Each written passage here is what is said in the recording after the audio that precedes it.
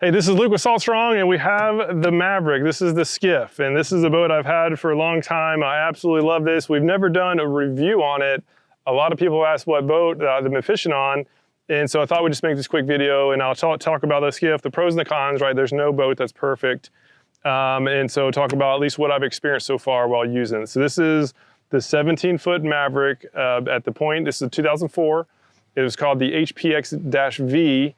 Now I believe it's called the Mirage, but this is the one with the V-hole. But so although it goes skinny, it does have a decently sharp V on the front. This is a cool thing I like about it, is that the sides here are pretty vertical, and then it goes into a sharper V down below. So when you're fishing, the water line's hitting around in here, and there's very little hole slap. So a big pro, we got a honker over there. A big pro is that there's very little hole slap in this boat. So when you're up there stalking some fish up in the shallows, this is amazing. This is why I absolutely love this boat. So when I fish tournaments, I'm usually on this boat because I can get closer to the fish. I can get closer to big fish in particular. They have no idea I'm there just because it's so quiet. So the quiet nature, I would say, is the biggest pro of all. It is like now going into other boats, it's like painful to hear how loud it is when that water is just slapping, little chop from wind, when those waves are just smacking the side of the boat. Fish hear it, fish spook off.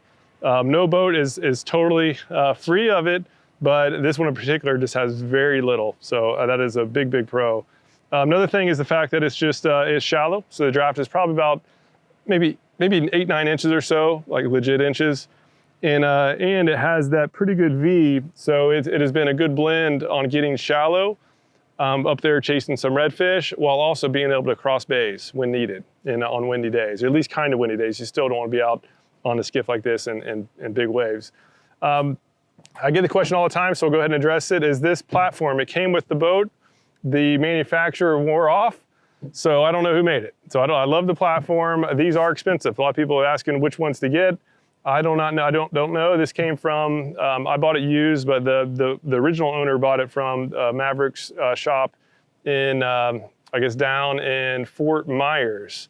And I believe the manufacturer of this is down there somewhere. So you can probably look it up. I haven't been able to find it. But if you don't have one of these, a cooler works fine. I get one of those Yeti coolers or something like that. It works great. So underneath here is a hatch. It's actually locked. I don't have it up, but there's a gas tank underneath. And then I just put life jackets and stuff. It's basically just a big locker. Down here, everything's just basic in here, right? You usually have a cooler here, but don't have it. We just sorry for the mess. We just got back from a trip and we had an epic day out there. We doubled up. Joe's just now leaving. We doubled up on overslot reds twice. And so it's a little bit chaotic in the boat, but I just like the fact that it has these rod holders on the side. Just everything's nice, compact. It's super easy to launch and load. So this little trailer right here, just easy on, easy off. Although it's a small boat, still have a lot of storage. So we'll up this puppy. We'll open up this puppy and so you can see just a ton of storage. We have like the drone in here. I use this to just keep just the stuff that's always in the boat, watertight, some spare oil, just camera gear, just stuff that you need, and plenty of room. Again, for a small skiff, that's a lot. Back here is one of those little wells where I think they call it shrimp well or something. But this actually has flow through to the water. There's no plumbing on it though, but I usually just use it for wading boots or stuff. And just trash. It's kind of like the trash can.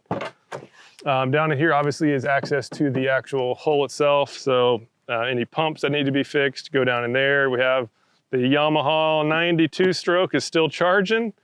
Yeah, it's been a great motor. I've been really happy with it, and still holding strong. We got the power pole on there. That's old as well. I've replaced the pump, but still kicking, which is great. And over here is a big live well. Again, this barely gets any use now. Oh, didn't want to open there, but a good sized live well. So when I was tournament fishing, you could easily keep, multiple slot reds and trout. In the tournaments I was doing, it was always the biggest red and the biggest trout, and then snook too during snook season. So we'd have, slot snook, red, and trout in here, plenty of room, and it's a really good live well. Obviously, if you're a live bait person, you can put a lot of live bait in there too. I just rarely use it these days. Another few rod holders over there.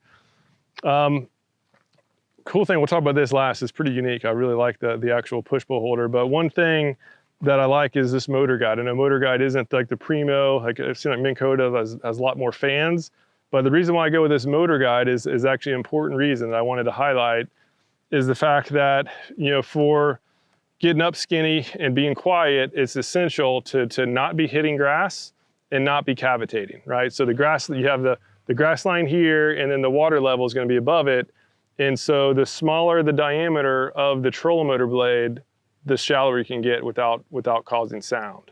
And so I really like this three-prong blade they have. I believe they're the only ones that have it. So instead of the Minn Kotas and most of the others where it's basically two blades and they're a lot longer, now we have three, and so it's a more compact diameter of the actual rotation. So for that reason, I prefer this motor guide motor, and also you'll see that it's a tiller. So I also prefer the tiller because when I'm up there shallow, right, the worst thing you can do is have any kind of pulses. And so when you got those nice fancy automatic ones, you're hitting those buttons and it has a little pulse. Worst of all, you accidentally hit the anchor button and then there's a huge pulse, and now the school redfish is leaving, they're gone. So for this boat, we have the bay boat as well. For the bay boat, I prefer the I motors, right, the smart motors where you can do the spot locks for deeper water. But if you're spending most of your time in the shallows, which I do on this boat, this tiller, in particular, the tiller with the three blade is a big deal. Like, this has been a big improvement. So for that reason, I just got a new one. I burnt through the old one, and I'm just sticking with this because it's been working great. So one cool thing, this is unique, and it actually just busted, but for doing some fly fishing in the wintertime, I'll bring the push pull out, and these used to all three be connected. So now, for some reason, that first one busted off. I'll blame it on Otis. But if you look at this back one, right, as I'm moving it, it all goes up. And it used to all three go up. So I'd just be in the back with the push pull, and I'm done push pulling. Then I would just lift this up, all three of them pop up, now put the push pull in, and then when you're done using it. But somehow this first one is no longer working. If anybody knows how this works, and you know how I can fix this, please let me know, because I'm totally bummed that this one is now on its own. But that's the boat. Just wanted to do just a quick run over of the boat itself. This is a 2004. I'm sure the layout has changed some, but I looked on Maverick's side a little bit ago on the Mirage, and it's actually it looks like, I'm sure there's been some changes, but not many. So this has been a boat that is tried and true. I've absolutely loved this boat.